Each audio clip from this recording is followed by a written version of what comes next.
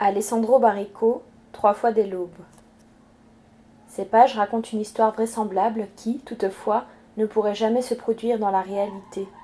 Elles décrivent en effet 2 personnages qui se rencontrent à 3 reprises, mais chaque rencontre est à la fois l'unique, la première et la dernière. Ils peuvent le faire parce qu'ils vivent dans un temps anormal qu'il serait vain de chercher dans l'expérience quotidienne, un temps qui existe parfois dans les récits, et c'est là un de leurs privilèges. 1. C'était un hôtel d'un charme un peu suranné qui avait su probablement, par le passé, tenir certaines promesses de luxe et de raffinement. Par exemple, il avait une belle porte à tambour en bois, un détail toujours propice au fantasme.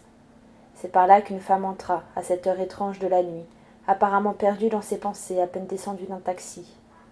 Elle portait juste une robe du soir jaune, plutôt décolletée, sans l'ombre d'un châle sur les épaules. Cela lui donnait l'air intrigant de ceux à qui il est arrivé quelque chose. Il y avait une élégance dans ses mouvements, mais on aurait dit aussi une comédienne regagnant les coulisses, libérée de la contrainte du jeu et renouant avec une partie d'elle-même plus sincère.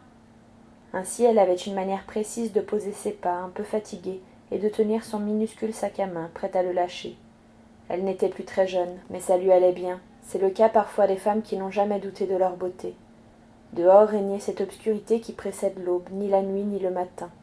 Le hall de l'hôtel demeurait immobile, raffiné dans ses détails, propre, feutré, paré de couleurs chaudes, silencieux, bien agencé, constellé de reflets, murs hauts, plafond clair, des livres sur les tables, des coussins rebondis sur les canapés, des tableaux encadrés avec soin, un piano dans un coin, quelques indications nécessaires dans une typographie jamais laissée au hasard, une pendule, un baromètre, un buste en marbre, des rideaux aux fenêtres, des tapis sur le sol, un soupçon de parfum.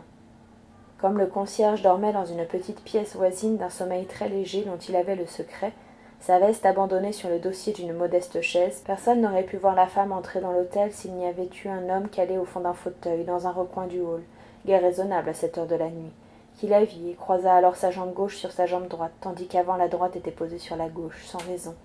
Ils se regardèrent.